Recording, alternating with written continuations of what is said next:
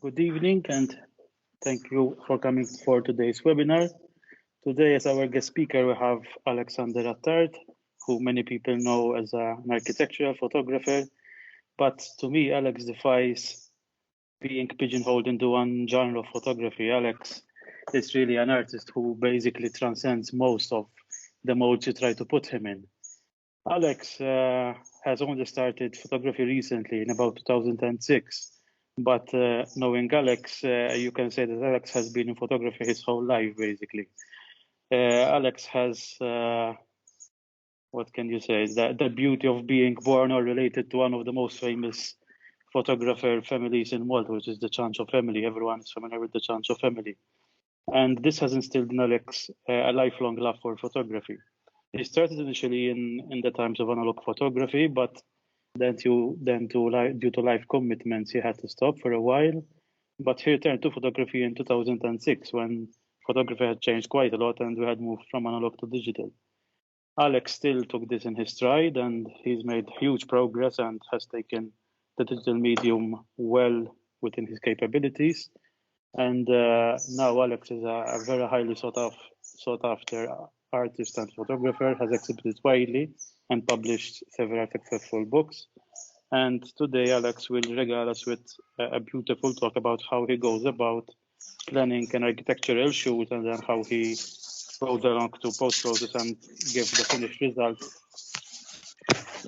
to the people who would have commissioned the project. I give you Alex Attard.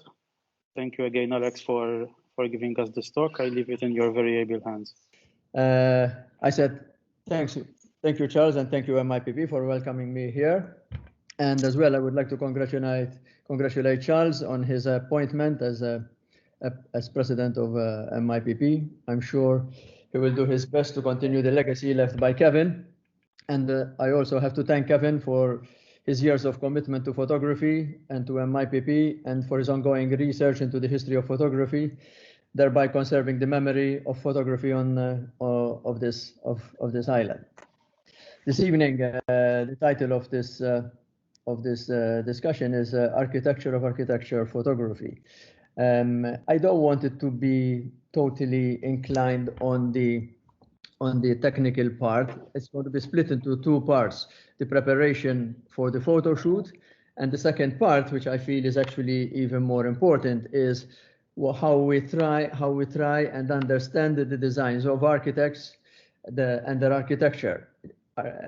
I mean, at the moment, architects are going through a hard time. You know, there are some there's a lot of architecture which is horrible being built, but there's a group of architects who are doing some fantastic work, really magnificent, very international standard kind of work, which is not appreciated, is not talked about really so much, and it is these kind of architects which I would like to present to you this evening as well. I prepared a short presentation which we'll go through for the first part of this discussion. And like I said, it's about the architecture of architecture photography. So when you have a photo shoot, obviously these are the 8 points which probably are that we have to follow. First, there is the first contact and the client brief, and now we'll discuss them one by one.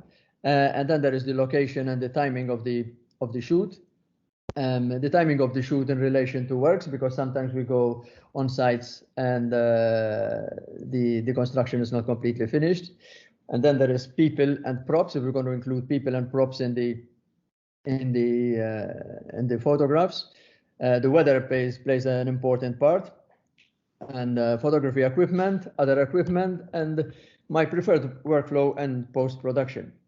So first contact and the client brief. I'm going to go through these quickly so we have more time to speak about the architecture. So the client contact. Just in case you haven't started sharing your screen. I haven't started sharing my screen. So what's them? البرزنتيشن مش قد نراها.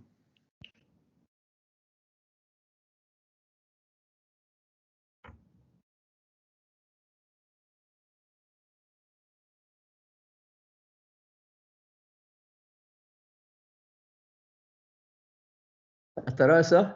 It's all right, yes. Okay. So after the first ones that we're going to go through the items that I just mentioned. So the first contact and the client brief. Obviously, the client contacts you and discusses requirements. You visit the property, approximately the number of images. You know, you discuss them with the client. What are the images for? This is important. Whether they want them really just for the website or if they want them to be printed larger or for a book. You know, so this is also important to know as to regards the size of the images which is necessary. When does the client needs the images, etc., etc. So when we need people or props, access to the building, these are all things that we have to discuss with the client. So we'll be able to plan our shoot, you know, and then obviously you work out the quotation, etc., etc. The location and the timing. When will property be ready to photograph? You know, the orientation of the property, particularly facades. Myself, I always visit a property before I actually go and shoot. Not just for quotation, so I know what I have, how much work is involved, but also, you know, to calculate which is the best time to get a good feel of the property, you know, because it starts going around your head by the time you get there, you know, so you have an idea of what it's like. Perhaps even take a few shots, preparatory shots to look at before you go there. So, and then you decide on what times of day to go. Sometimes you go twice, sometimes you go in the morning or in the afternoon, and then you go again in the evening if you want to get the lighting of the building, so on. And we go, perhaps we go more than once, like I'm saying, you know.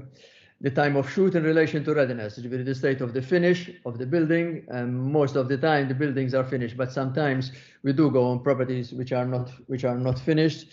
And cleanliness is very much a problem sometimes, because there will be still materials running around, you know, things are not clean. These we have to discuss with the client. The cleanliness, especially of glass, you know, which sometimes we take for granted. When glass is dirty and very, very dirty, it's a problem because it shows up in the photographs. Sometimes we have to shoot in that way because the client would not have been able to properly organize that, or sometimes they just don't care as well. You know, it happens. And the grounds and the landscaping is also important. There are any surplus material running around, we have to have them cleared. And then it skips and rubbish, and you know, and then it splashes on surfaces. You know, sometimes there are paints on tiles or cement still running around or still on the floor, which would need to be cleaned up before we photograph. The people and props. Myself, I generally prefer to shoot without people. The props are important, obviously, when you're doing interior photography. I do include people sometimes when it's necessary to have scale, for example, or perhaps it adds to the photograph. But if my subject is the building, and I think the building is interesting enough, I think people, although it's a human element and people relate to people, I think sometimes it can be a bit of a distraction from the subject. Having said that, you know, it's not a fixed rule, and you can choose either to use people or not, depending on what you're going to photograph. And like I said, the props mostly for interior photography, especially in the kitchens. In a kitchen, you don't want to have it too cluttered, but then you would want to have a few pieces which are interesting on the kitchen covers. And do we need to remove, not just add props, we need to remove props sometimes and furnishings. Sometimes there'll be, for example, too many cushions, or sometimes, for example, the curtains are hanging too long, you know, and we need to fix them up if the client, you know, wishes. And obviously you have to discuss who is going to organize what's necessary. Personally, I don't do that myself, you know, but there are people who you can engage to do that for you, or perhaps most often than not, you know, the architects, they'll have people from their office sometimes which help out in these in these things. The weather, obviously, you can only decide until a few days before whether you want to have, you know, obviously the most important thing is not to have rain if you're shooting outdoors, and what kind of lighting you would prefer. You know, sometimes I don't mind having a bright facade, and I don't mind side lighting sometimes. Some people prefer to have, not so much bright light on the facades. It depends. It's a question of preference, and it's a question of the end result you'd like to have. And obviously you confirm the shoot a few days, a day or two before. As regards photography equipment, photography equipment is important to a point. If you're going to print, like when I do my project work and I'm going to have exhibitions and I'm going to print large, so you need to have a high resolution camera. Contrary to the time of analog, digital equipment does make a difference. Again, depends what you need. So a good quality camera does help produce a good quality result.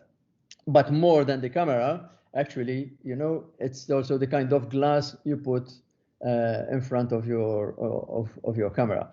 I personally use the 800, and it is fitted with a RRS plate. Oh, that's really right stuff. It's a really good company. I have this L plate which fits underneath the camera, and it is easy to switch it and clip it on from landscape to portrait mode. You just unclip it on the plate and just put it back in, and it's really convenient. As regards lenses, I have a 21mm 2.8, which is really one of the most lenses you use for architecture photography. A 50mm 1.4, a 12-24, which I don't really use much except when I'm in a really cramped space like bathrooms most of the time, and I really don't enjoy using it that much. A 105 when you want to have details or really close-up shots, and the 72-200 when you need a zoom lens. The 21mm lens is an exceptional lens for architecture, like I'm saying. The only thing is that when you're using this lens, you need to have it on a completely level, because if you don't have it completely level, you're going to have quite a bit of distortion. But if you have it completely level, you can shoot anything you want, at that angle, 21mm is pretty wide, and you'll get very good results. Sometimes you'll have to touch it up slightly, in post-production. But if you level it on your tripod, I use a Gitzo tripod, and it has a camera plate with a spirit level, and if you level it correctly, you shouldn't have a problem with distortion with the 21mm with the wide angle. And the wide angle you need definitely for your architecture photography. As a ball head, I have one of these Arca Swiss ball heads. I also have a polarizing filter, which I use occasionally because it does cut out reflections, but it has to be the light has to be at right angles to the polarizing filter. However, you have to be careful when you're using a polarizing filter, when you're photographing a building which has this laminated glass. This laminated glass, when you photograph it with a polarizing filter, you get this kind of rainbow effect. Really, it's the effect of the glass and the plastic in between, which is not ideal at all. And I discovered that one time when I did a shoot, because you don't see it on your camera screen because it's too small, and then when you see it enlarged on your laptop screen, on your monitor, you see how all this distortion is ruining your photographs. Obviously, you have memory cards. I have a gray card, which is necessary as well, especially when you're doing interior photography. Spare batteries, I'm sure all of you have. Lens cleaning stuff, and a laptop sometimes, which I take with me when I have to shoot tethered or I'd like to see the results right away. Alex, just you haven't changed the slide so far. We're still seeing first contact and client brief. Alex, for screen sharing, yeah. I am on screen sharing. Issa, the planning for a photo shoot. Photography equipment. Issa, hawnhekk planning equipment photography equipment. Fuqa kont qabel ma kontx tarawha? No, konna għadna fuq l-ewwel waħda. Skużani, ma nafx niġri da xed nqallibhom jiena, ma nafx mhux qed tidher. Qed tara issa qlib toħra? Issa, xorta photography equipment għadna. Ma nafx qed nagħmel ta' ma ħażin jien.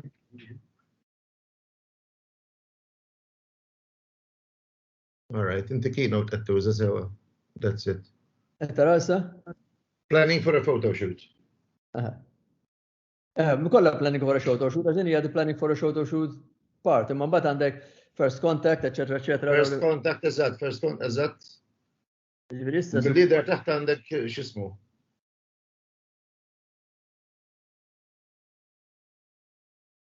Qed tara issa other equipment? Other equipment, PPE hard hat. Yeah.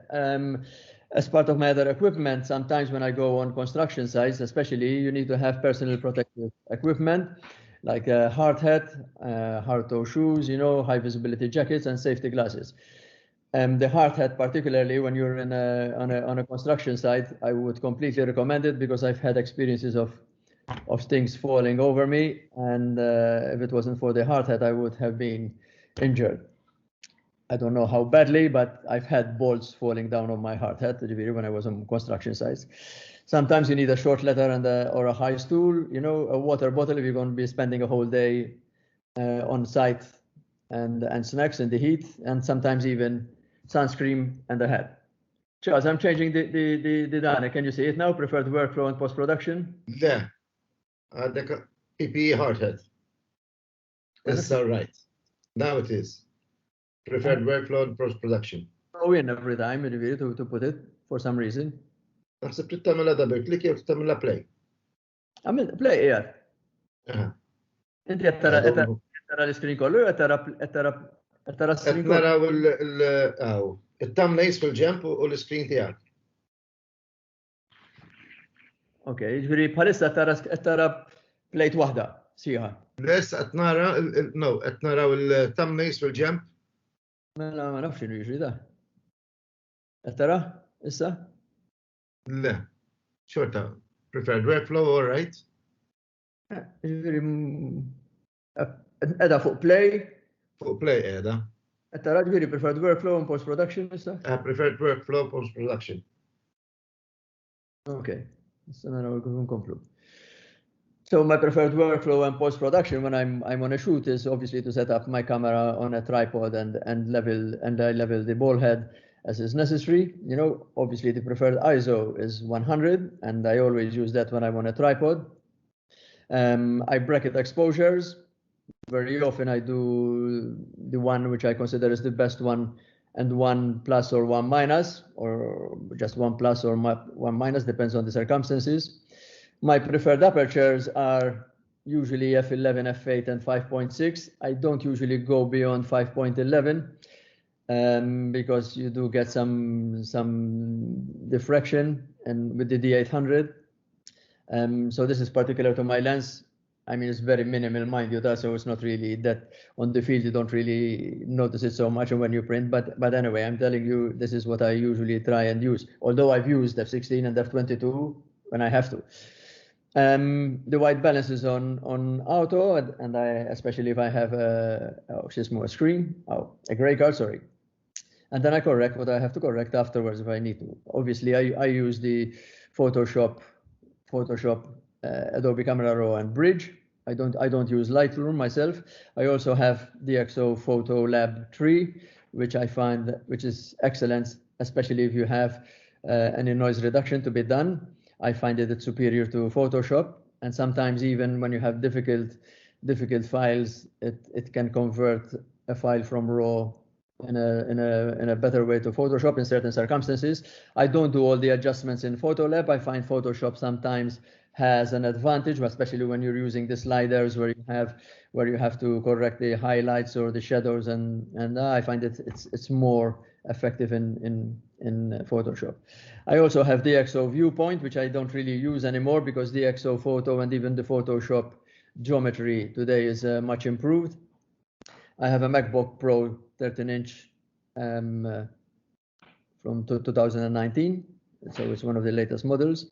I use for editing, it's connected to my ISO 24-inch monitor, which has a built-in calibrator, which is I prefer to use I also have a 27-inch Apple, my old desktop computer, but I use that now as my third monitor. So on my third monitor, usually I have my bridge where I have all all the documents, etc. there, and then my Photoshop is on my ISO monitor, because I prefer to work there, because I find what I see on my ISO monitor is closer to what I get when I print, because the Apple, the MacBook Pro, although the picture is fantastic and when you want to watch video, I wouldn't, exchange it for anything, because it's so saturated and contrasty. You will never get what you see on the MacBook Pro in print. Obviously, you get used to it as well, and you adjust to that. But I prefer personally to use the ISO 24-inch monitor. And I also have a Wacom pen and tablet, which is, I don't know what I would do without it, because I've got used to it so much now that I don't think I'll be able to use a mouse. Mela, I'm going to go out of this now and go into the next slide, since I cannot go forward.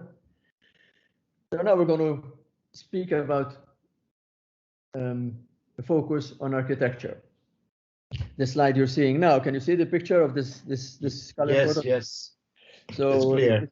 This is a picture I did quite some time ago, and this is a photograph of a factory under construction, the Foster Clark's factory, the last one which they built in San Juan, and I find that buildings under construction are also quite interesting if you catch them at the opportune moment. So while I was researching this presentation, I came across this article by a certain Stephen Hall, who is an architect. And it is worth, can you see the slide now? What is architecture? Architecture, what is architecture? Okay. I find that it is worth going through, because his description of architecture makes us understand what we should look for when we are there to photograph their buildings. So this Stephen Hall, who is an American architect, says that architecture, under all of its constraints of engineering safety, function, climate responsibility, and economy, sometimes transcends to inspire us with ideas in space and light, qualities achieved in the abstract. So what he's saying, with all the restrictions of engineering, climate responsibility, economy, basically economy means the clients that they have, what budgets they want to spend makes a big difference on what kind of building they design. With all these restrictions, they can transcend these limitations and still produce something in good architecture with ideas of space and light. And these are very often abstract, which we feel them when we're walking through a building, but it is very difficult to capture them in a photograph. So this is our job, to try and, when we're photographing architecture, to capture what he is saying here, which transcends to inspire us with ideas in space and light. And then he goes on to describe, and he goes to use. Some artists qualify the difference between architecture and art as use versus lack of use, because it is very simplification. This characterization truncates the word use, because it's a very an piece of architecture, you use it, and that piece of art, there is a lack of use, in the sense like you don't really use it so much, and he continues to compare this. What is the use of music if not to stir up the spirit? So we can say, what is the use of art or of a photograph if not to stir the spirit? So with our photographs, we have to look for this. We have to try and stir the spirit of the architecture that we are taking, of the architecture that we are photographing. Equally, a function of architecture is to inspire with a construction of luminous spatial energy. So one of the functions of architecture he's saying is that it is to a construction of luminous, with a lot of light, spatial energy. It creates energy through its geometry and its light. Its highest use is to deeply move us. So the use of architecture, of good architecture, I'm not saying, a lot of architecture that we see going up around us. We're talking about fantastic, well-conceived architecture. That its use, that is used to deeply move us like art. And I'm going to try and give you some examples here. Let me know if you can see my screen. Iva, Yes, għadler Stephen Holler, għad. can you see the bridge now? Le. M'intix qiegħed highlighted fuq il-bridge, skont you need to go on the bridge, on the image. Ta' kif għandi dak il-background jien fuq jgħid? Min fejn ġi?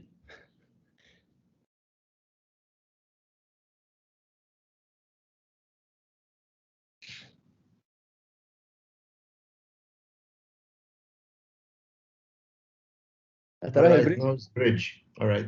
Okay.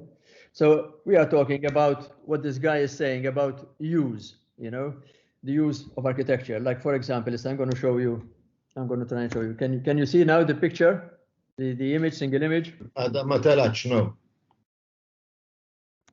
Ma nafx kif se naħdem, Charles, ġifieri. I'm in bridges really, so I mean, soltu jaħdmu meta nkun qiegħed on Zoom naħdem hekk presentation. Listen, my opinion, jekk qed tuża żewġ monitors, just go on one monitor. I'm only on my laptop monitor. M'għandekx żewġ monitors inti.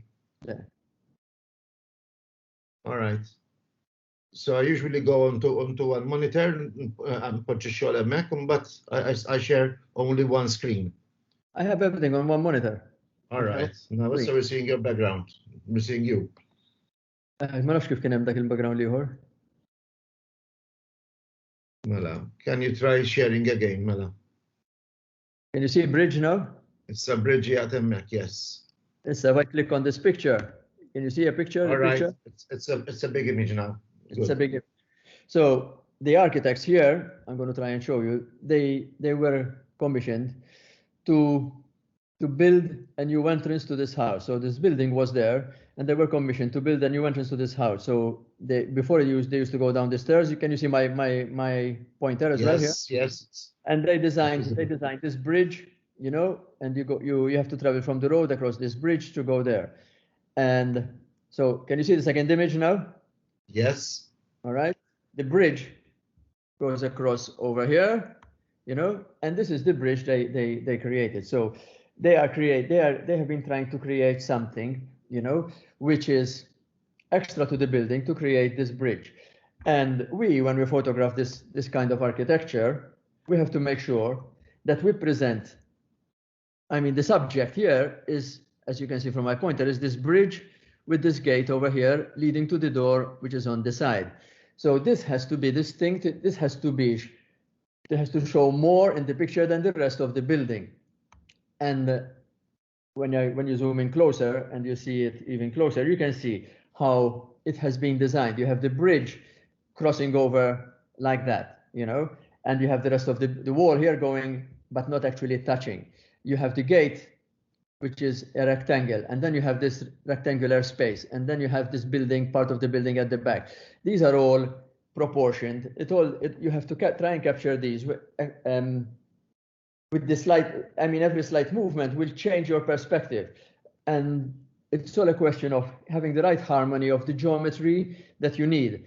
And I know, for example, that this architect has spent some time in Japan. And if you see this, and you see a torii gate, I don't know, can you see the torii gate now? Yes. It's working fine now. Okay, great. So I know that she spent some time in Japan, and I think she got her influence from this torii gate. If you look at it, you can get the same feeling as when you are looking through here. And especially when you have it at night, when you go in the evening and you look at this photograph, you can tell the feeling of that Japanese influence, which I think inspired her. So, and this is a massive concrete block, and they hid the lighting in a way, as we can see over here.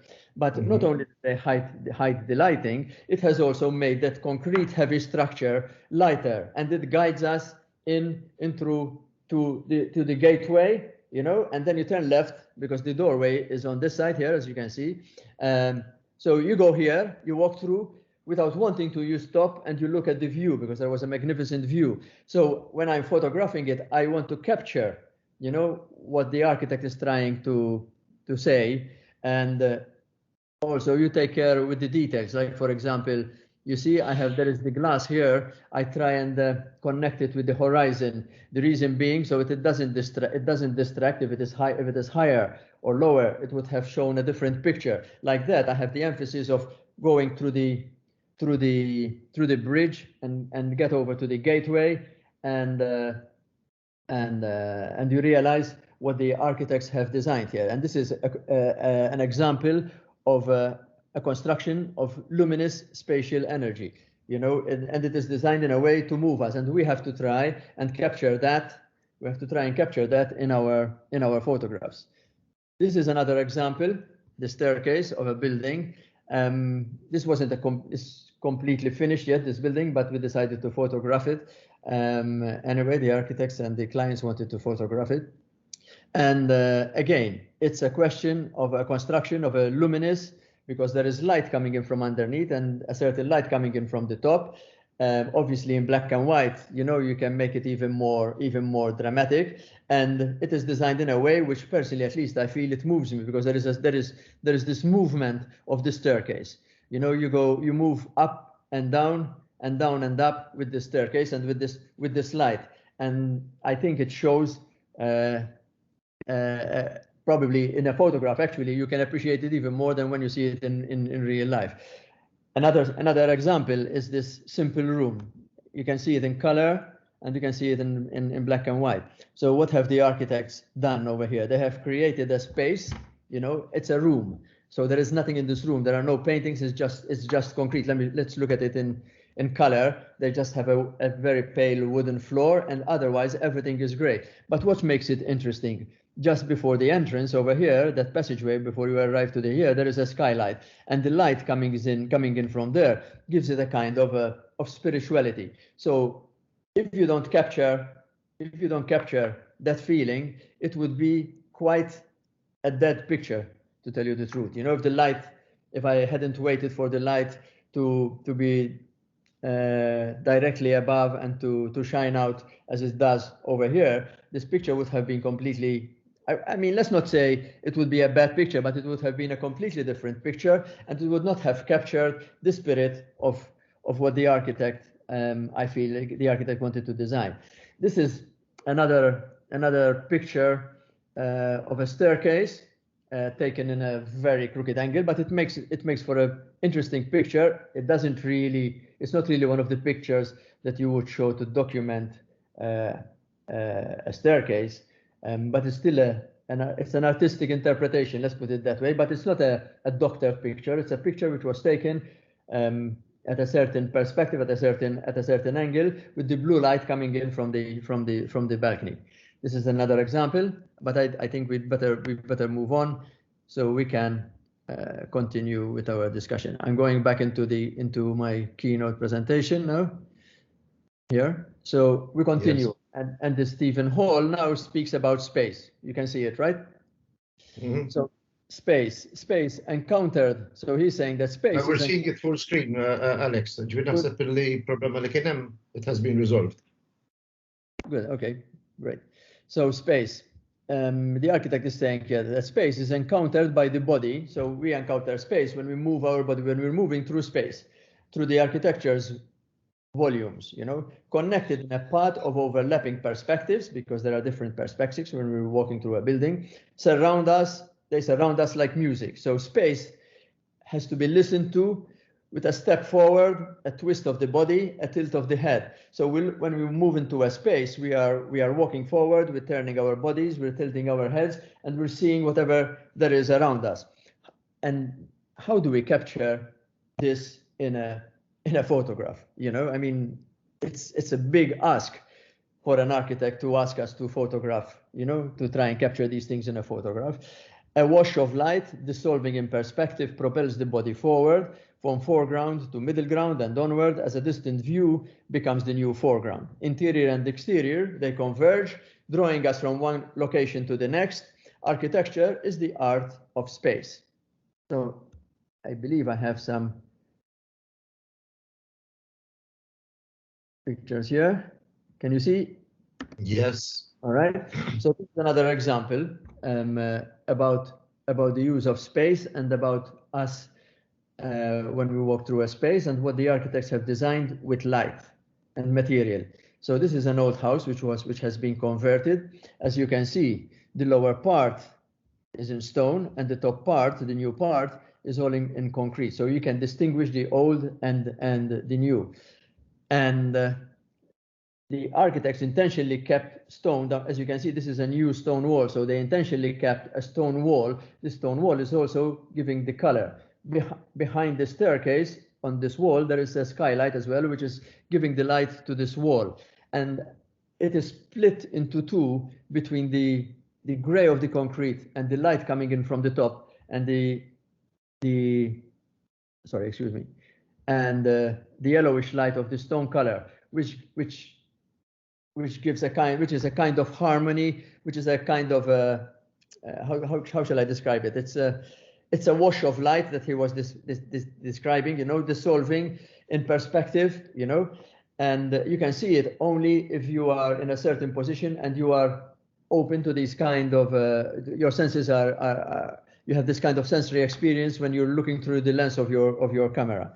Another example I'd like to show you about moving through space. This is a salon, a hairdressing salon, which I photographed recently. The architects were Valentino architects. This is at the old Embassy Theatre in Valletta, you know, and again, this was one of those jobs which was not easy to photograph because there were a lot of mirrors. So you go in from this side and you walk and you come into the salon area. This is from the entrance hall. You walk through here, and then where there is this curtain here, which you get, they have an option whether to open it and close it. You get into the salon area, which is this one. So the curtain is somewhere over here. So to show, you know, the architects, they created these monoliths which separate the spaces. They all have a function, which you can't see them here, but we'll see them later on.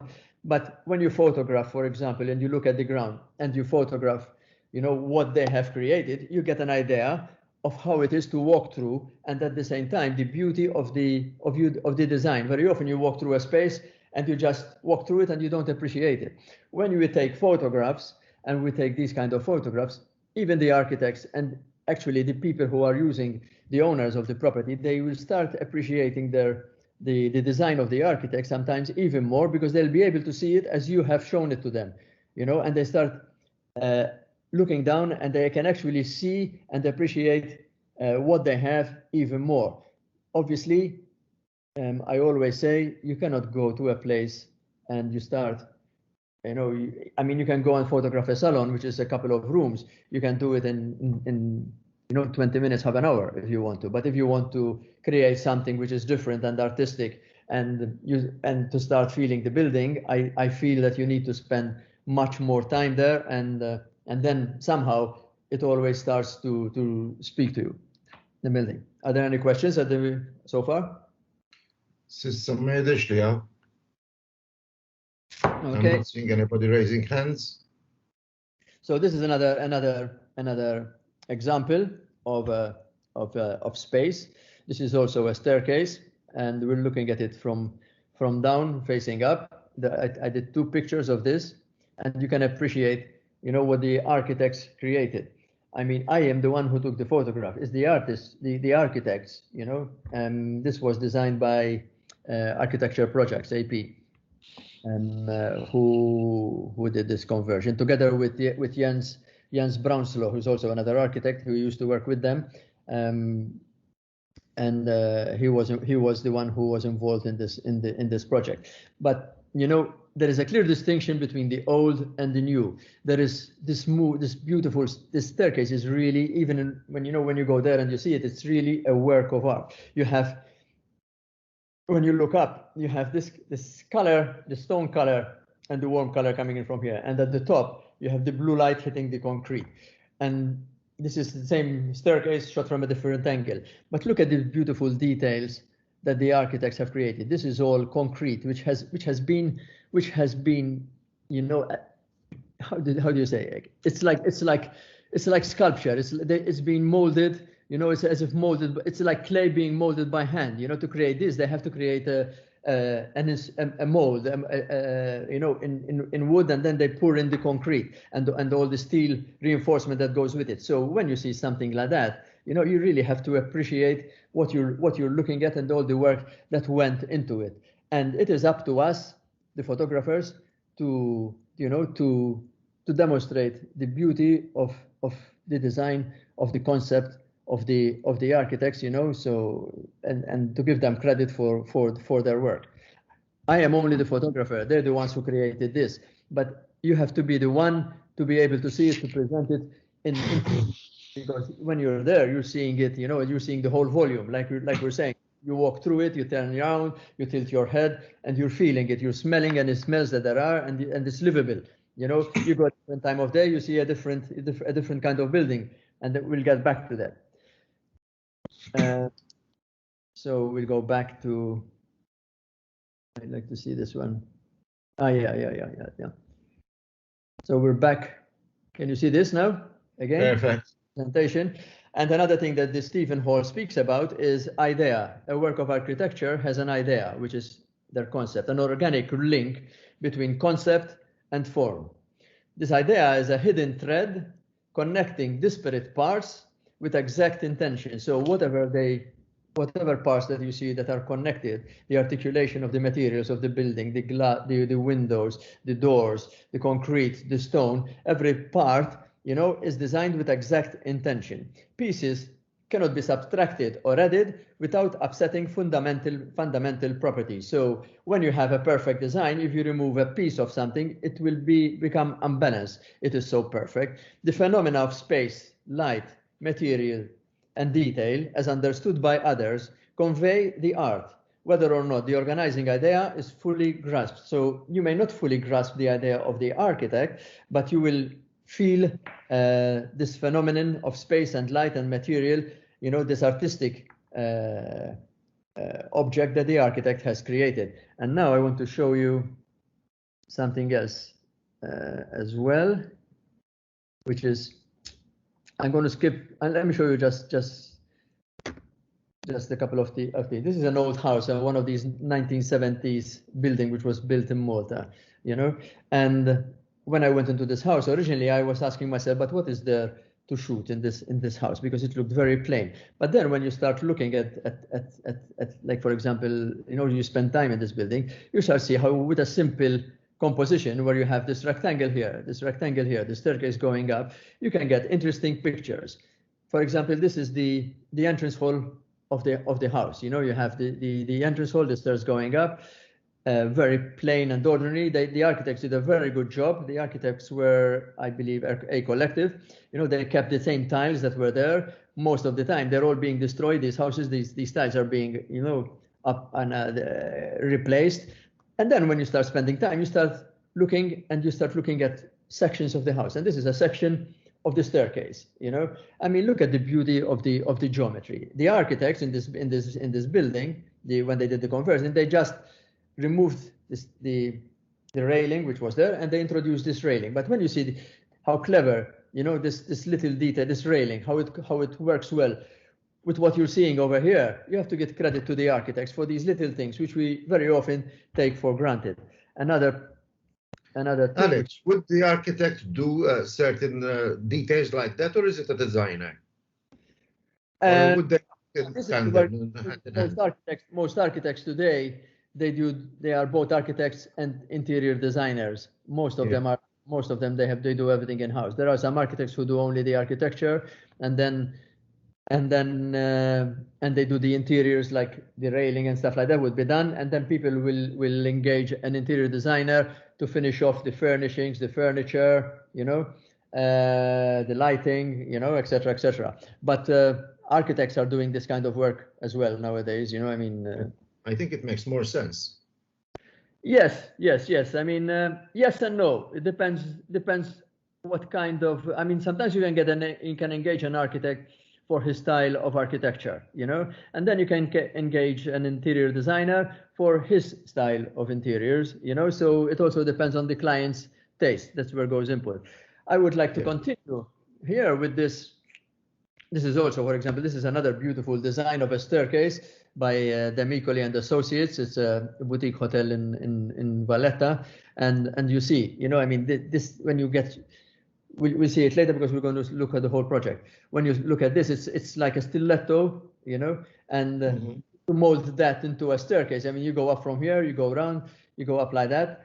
But you know, we as photographers, we can close in and capture just this picture. You know, the client will see the whole staircase. But we as photographers, we can pick up a detail of it. I mean, this is a large detail. You wouldn't really call it a detailed detail as such, you know, but look how beautiful it is. The way the light, and this is the light which makes it, because it's all monochromatic, you know, basically. But now I'd like to show you something which I did as an artistic thing, but it also continues on the idea that we are talking about over here. When I was in China, we had gone to Beijing, and this is the Bird's Nest Stadium by Herzog and de Meuron, which are Swiss architects. It was built in 2008 for the Olympics. I mean, this is one of those buildings which is being photographed millions of times. You know, it was designed by these architects together with Ai Weiwei, the artist, and the inspiration of Ai Weiwei. That's why it's called the Bird's Nest Stadium, because it was inspired by a bird's nest, as you can see here. But from a bird's nest to go to an architecture building, it's a long way, you know. That is the concept of where it all started. The architects then as well, this is a picture, this is not my picture, of the Bird's Nest Stadium as it is finished, because today you cannot take this picture because there are a lot of stalls and thousands of people there. But I wanted to show you how it was when they opened up this building. So this is the interior of this building. The architects got their inspiration from Giovanni Battista Piranesi. So the Bird's Nest was what they wanted.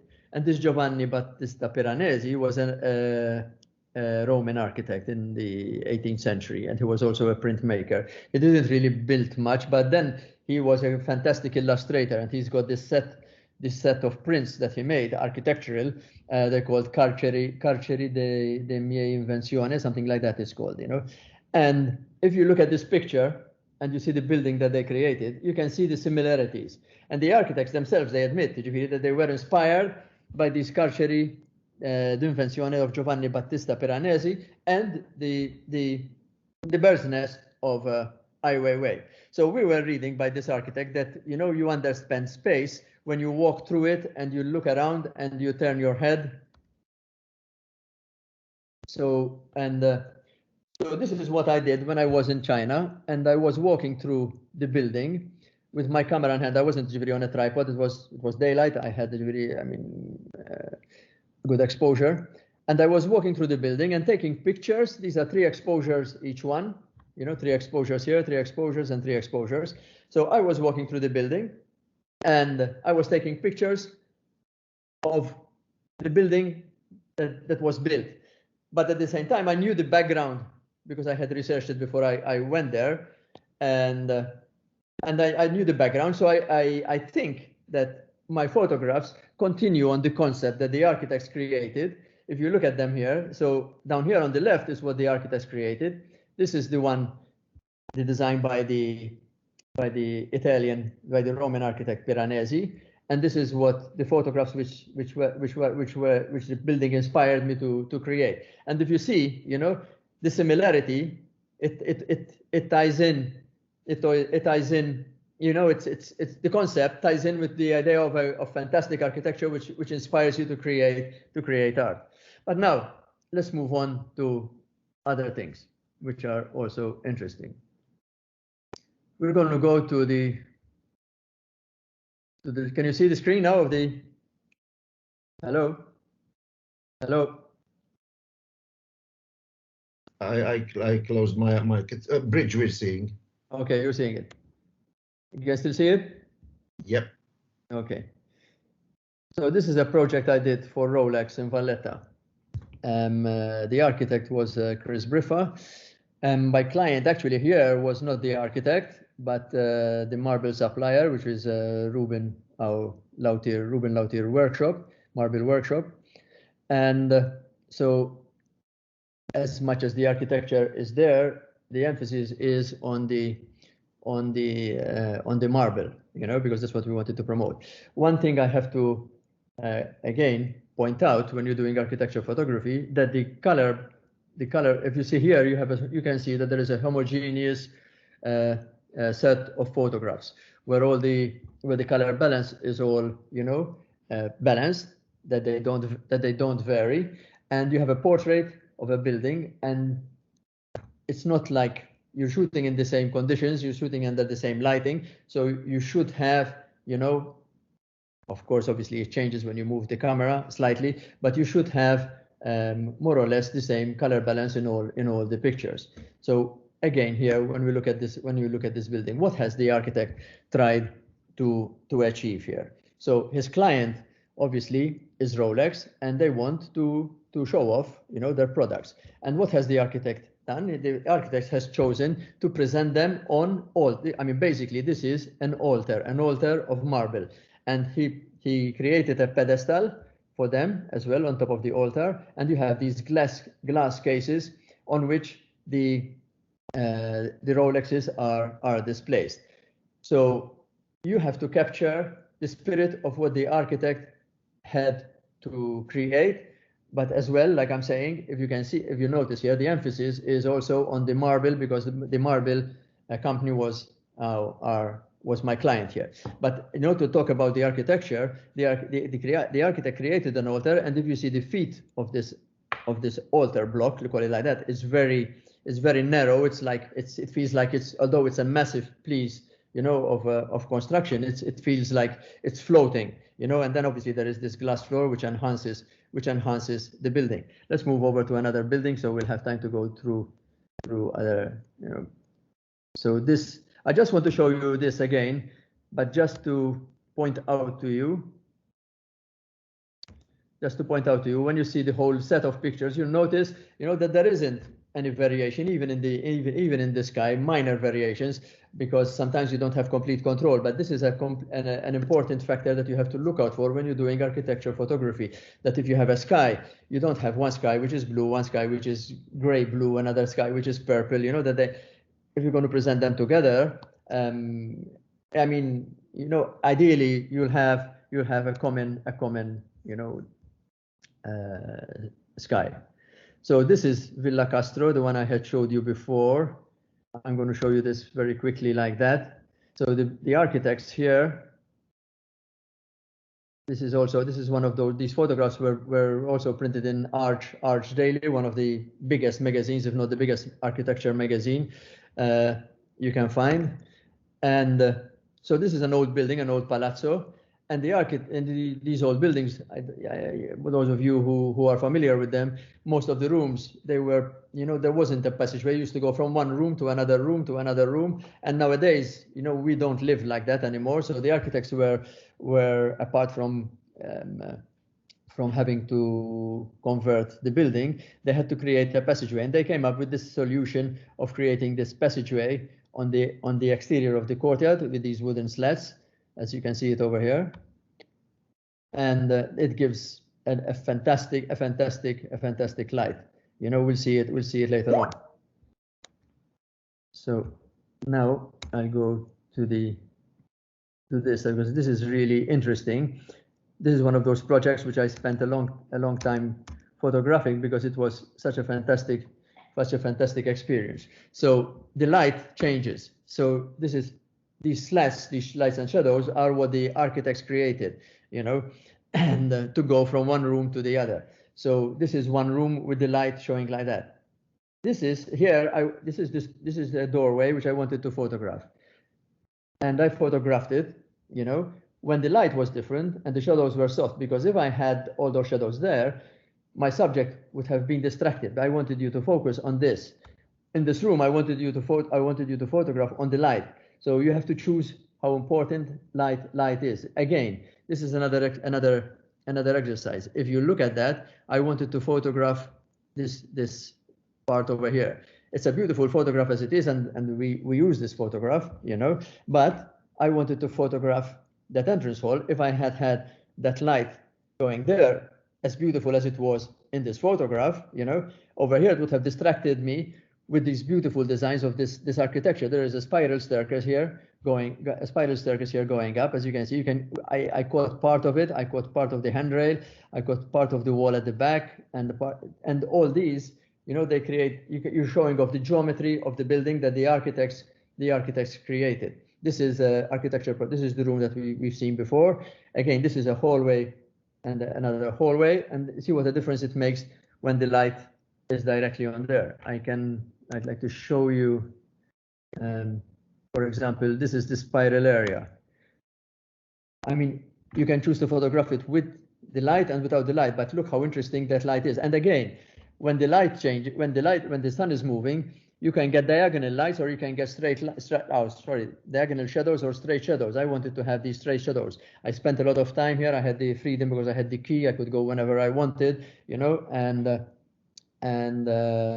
so I could wait. I mean, by the time I was there, I knew exactly how the light was going to fall on that building. And you know, this play of light. Imagine living in this house. You know, in the morning you get this light, in the afternoon you get a different light. You know, and it's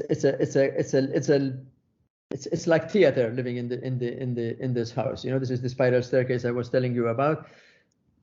You know. So let me see. These are the stairwell areas. Okay, at least we can have a quick look. This is the staircase area, the one I showed you before. So like that, this is the staircase area going up.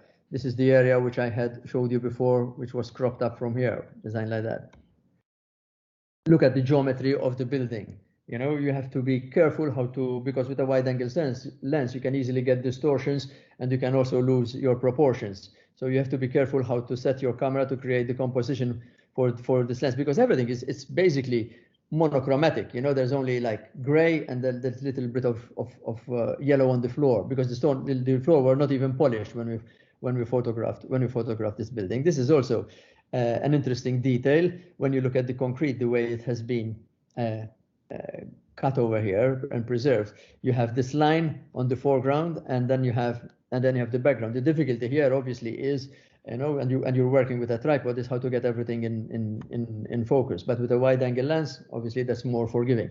This is again the beautiful staircase which we saw from underneath in the beginning, and see the workmanship, you know, the details, the way the stairs go up, the curvature, the slight curvature, it goes up there, this slight detail over here goes round, and the way it's connected, the way this little space they leave over here between between the landing and the staircase where it starts again, and another view from under. These little details, you know, are what makes the photographs interesting. And then there's the contrast between the gray and the stone, obviously, you know.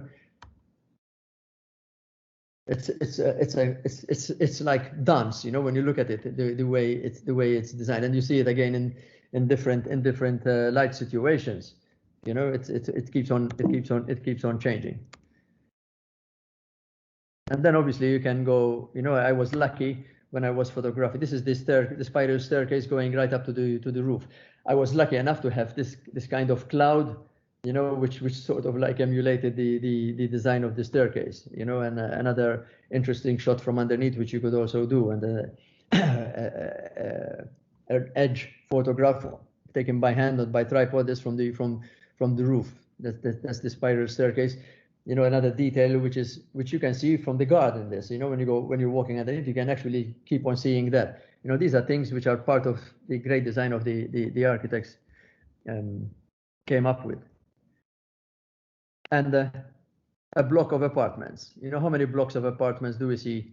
And we say, you know, another block of apartments. I mean, this block, in my opinion, has beautified the area where it was built. They had a really the client, you know, searched for. She must have changed 2 or 3 architects until she settled for. I think these are. I think they are Valentino architects. They are the ones who designed this kind of architecture. This is the kind of Bauhaus style of architecture. And again, when you look at the pictures, you see these were photographed at different times of day, not all of them on the same time of day. We had some in the evening. Another problem when you're photographing facades is obviously parked cars, but we managed to get a permit, and except for one car which did not move for us, we had quite a clear view of the building. But I'd like to show you a few of them, these which stand out as photographs. Like, you get this detail of this corner of the building, and you have these straight trees. I think they made for a great effect. And when you look at that, you see the design of the architects, how it is explored over there. And another one shot from underneath. Another detail, these little details here that the architects have left, they make a difference. Instead of having, they could have just had concrete, flat, and or have it covered completely flat, and it would be completely different. But the detail, the client also had to pay for that detail. So you have to give credit both to the client and to the architect, because these are extra costs to design like that. This is an interesting feature on the facade. When you look at it, these balconies, I found them super interesting when you focus on them and you just take that part of the building. This is one of those buildings this is one of those details. When you spend time there, this is what I mean by spending time on a building. You start seeing how the shadows work. This is not photoshopped or anything. It just shot exactly at the right time where the shadow meets the curve over there. I did 2 shots, one horizontal and one more of a portrait building. I mean, this is the kind of beauty which we take for granted when you look at these kind of buildings. We photographers have the privilege to be able to zoom in, and show off these even to the architects themselves when they see them sort of like, composed in that manner. For them, it's a joy to see their building being photographed, because at the end of the day, that is what the architects are left with. I mean, they give the building to the clients, and then it's not theirs anymore. It's out of their control. This is as well, the same picture, but with more of the foreground. Again, another detail of the facade. You look at it like that from a different angle, it looks more like a cruise ship than a building. So, sometimes not every time, not everything is always straightforward. Like, this was an interesting project. Let me see 1 second. This was an interesting project at the airport, and my client again was a marble client. And how do you photograph a marble wall? This is the departures wall at the airport, and I was initially worried about reflections, but actually when you photograph marble and there are no reflections, like for example, on this part of the building, there were no reflections, and on this part of the building there were more reflections in the way I was positioned. The reflections actually give life to a polished marble. And my idea of trying, we had to remove this thing to get a better idea of the wall. So I had to patiently remove that.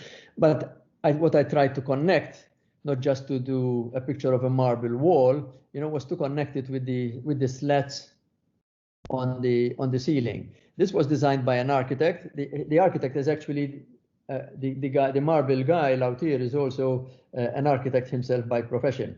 So he actually also created this design. And when you see it photographed compared in context with the rest of with the ceiling, you see how this kind of design for a marble wall actually works. It's not easy to photograph a plain wall and make something interesting of it. At least I did not find it interesting. But you see, and another thing about photographing marble, for example, you cannot put too much contrast because it won't look realistic. And if you have too little contrast, it looks washed out. So you really have to get the balance right with marble, because you have to retain that kind of softness that that marble projects. One of the problems here as well, when we photograph, I had to change the face, alter the physiognomy of the guy, because we're not allowed at the departures lounge to show any people's faces. So good, so far so good. How are we doing? Hello. Yes, because I closed the mic just in case. I don't want to disturb you. I'm seeing very nice designs over here. The one of the staircase that you mentioned before, where you had the nice clouds also, that gave me an idea of a ship. It looks like a ship's chimney or something. Castro, you mean these? Like the spiral staircase, the orange one going up, and you had a very nice cloud formation also. The other one, that one. Yeah, I was lucky with that. Huh? Yeah, but it looks like a ship. Yeah, that's it. Look like the funnel of a ship. Like the funnel of a ship. In fact, when you look at the facade, you know, that's all you. No, yeah. You know, that's all you see. You know, that's all you see. Very nice project. Yes, it was. It was, and I mean, you know, like we're saying, there are architects, and it's not only the architects. You know, very often it's also the clients, because the clients, unless they're willing to invest in their building, you know, the architects' hands are also tied on what they can do. You know, so, and I'd like to show you this building. This was the Malta Business Registry. You know, but this was one of those nightmare jobs, because again, my client was the person who produced the marble, so the marble had to look, you know, at its best. And so I'll just show you quickly, you know, the design, and you see all these details of the marble. Can you see this detail over here? Now I'm going to show you. I'm going to open up Photoshop. So these images that I'm showing you, the resolution is reduced, so we don't have to show. Can you see Photoshop now? Yes, yes. You can see Photoshop. Okay. So this is one of those buildings. This is the original picture. Try as much as I tried with the light on, and then I took another picture, and I took two pictures and tried to put them in together. It is one of those nightmare scenarios where you couldn't photograph and get the detail. There's a light coming in from here. If you shut off that light, it becomes super dull and not worth photographing. You know, I photographed it without that light, and then I photographed it with the light, and I tried to strip them in. It didn't work. So I took it with this light, and with this, I took multiple exposures, and then I tried to blend them in. But believe me, it is one of those nightmare jobs. This is only one group. This is this group. There is another group here, another here, another here, another here, until I arrive to the image that I wanted to do, that I could correct the image. So, Alex, do you add lights with you, or do you usually use what's available? I always use available light. Ideally, this is the kind of job where you would have taken up our lighting and do it that way. But you know, again, first of all, I don't do that kind of thing, and secondly, you know, I mean, it would go beyond the budget of most clients, especially when it's just a small job like this to show off, you know, a marble wall, and it isn't always. I mean, most of the time you can work. This is one of those. I mean, when you see it, you get it done in post. I can show you the video how the various stages if you're interested.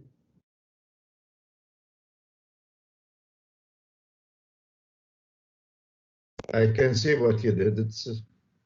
I mean, I started off here, you know, by blending. There's a shadow here. I started balancing it off. Here, then I balanced off this side, because this side was also dark. And then I added the other exposure. But there are a lot of deficiencies here. If you look at them, because you did a lot of layers also, as you can see, your document is nearly 2 gigabytes. So it's taking a lot of. This is reduced, so I could open it up and without it taking long, you know. Of course. It's an enormous, but there are a lot of details, you know, like I work at either color. It's a different color, you know. There are these orange spots. So all this you had to be balanced out and cleaned. I mean, you probably cannot see them, the details on screen here, but you see here, for example, those purple.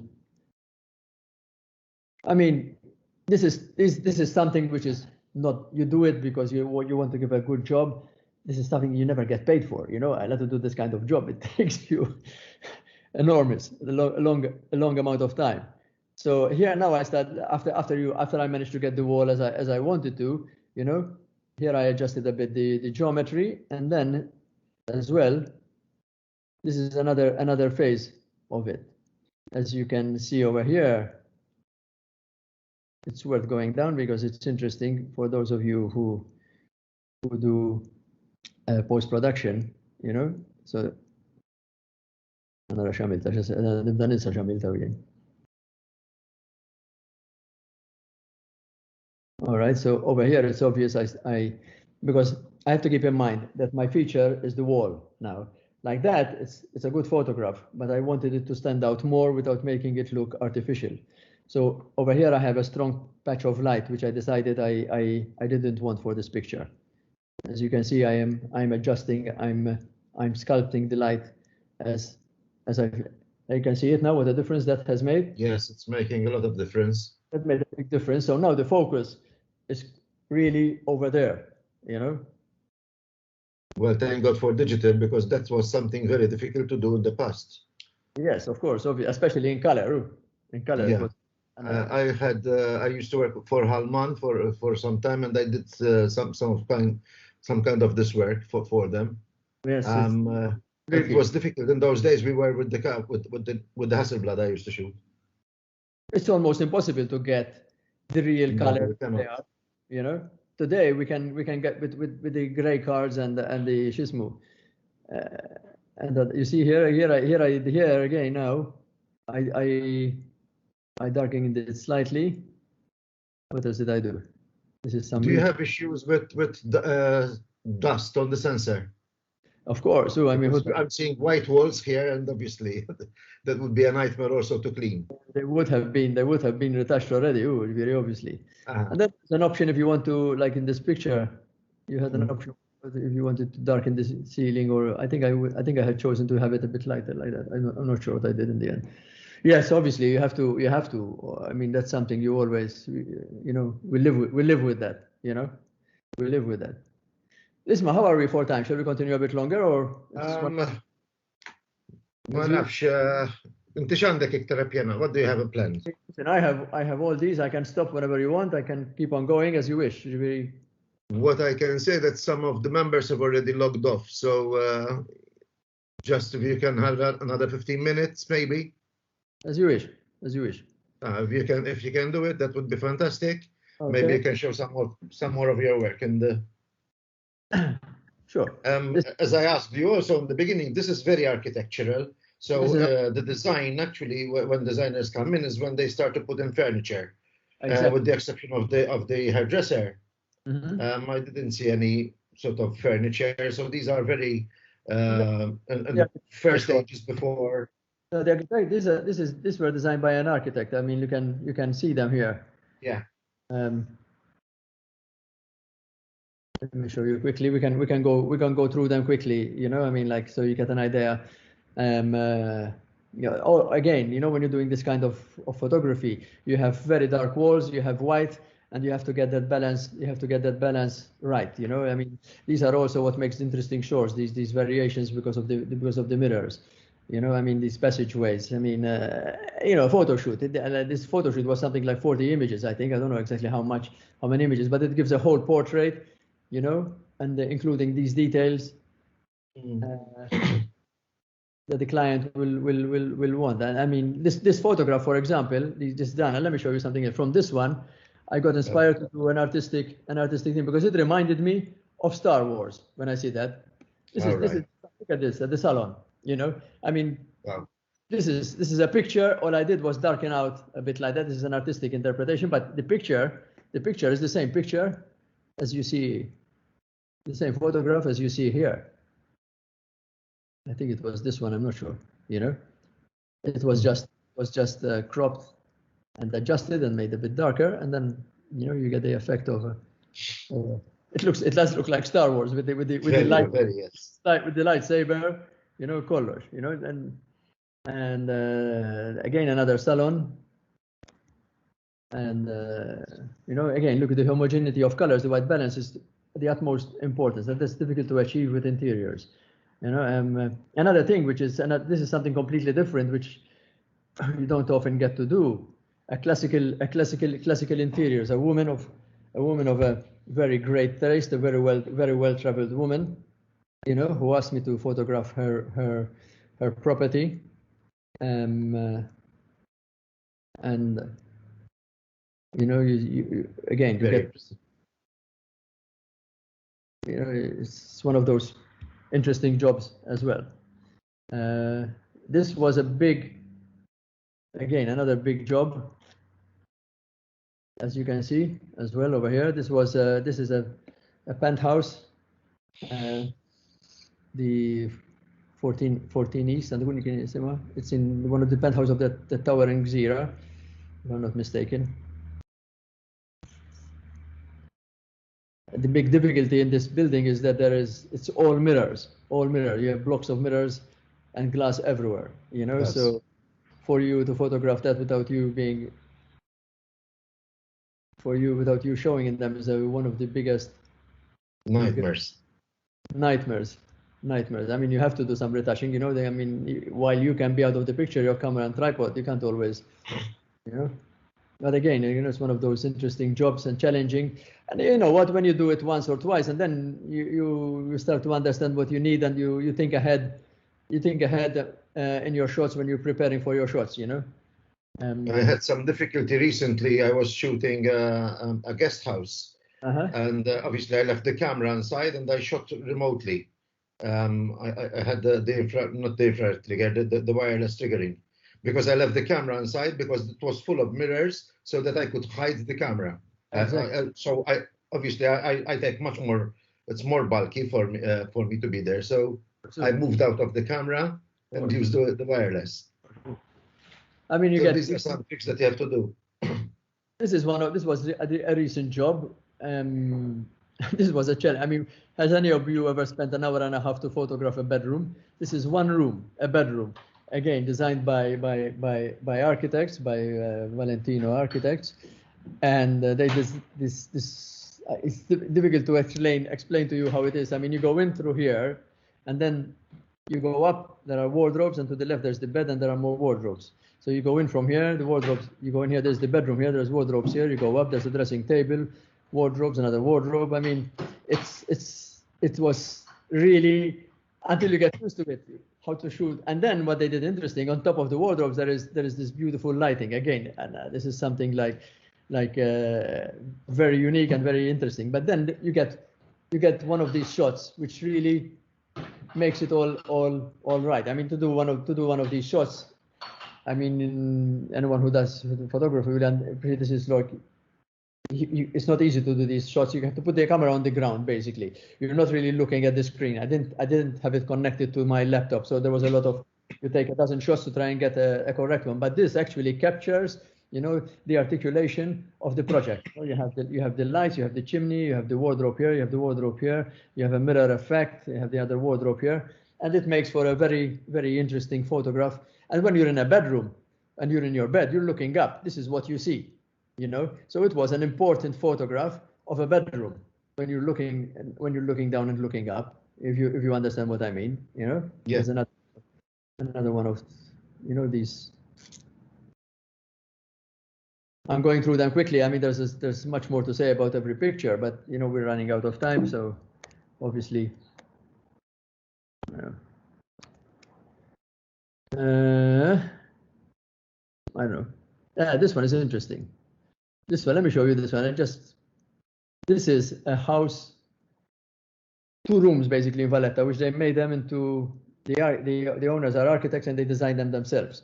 Like, for example, you have, how do you understand a project? You have this, you go into this room, it is about 4 meters by 4 meters. This one, if it is, I doubt if it's 4 meters by 4 meters, but I'm going backwards and you're going to see it better. So you go in from here, and you have, on this side, you have a sofa, on this side you have a kitchen, and then there's a spiral staircase, and you go up and you see inside. But you'll notice the connection between the grating on the windows on the front door and the design at the back. So this is the view you get from outside. And when you take this picture, you realize how the connection works, because this is the interior what the architects created. This is what was existing.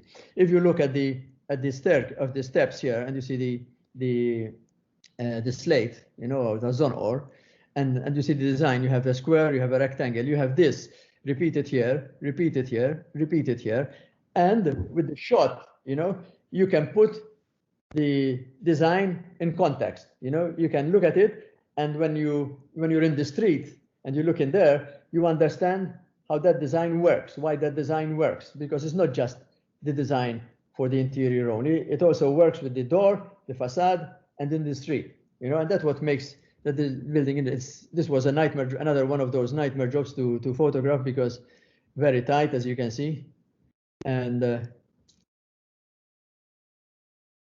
it's like shooting in a ship or a small boat.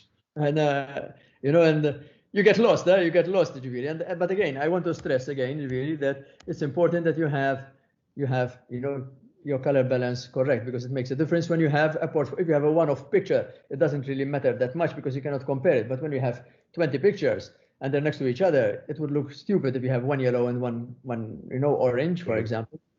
You know, this is the staircase going up to the building. And then, which was also interesting, which I'd like to show you, next door, there was another room with the spiral staircase going up. You know, and the beauty of the spiral staircase, here I use the person going up and down, is its translucency. It's the way it's designed. Now look at this picture. You know, it looks so light and so intricate. It looks like lace, no, like bitzilla. Mm-hmm. I'd like to show you the edit of this, and we can finish here if you want.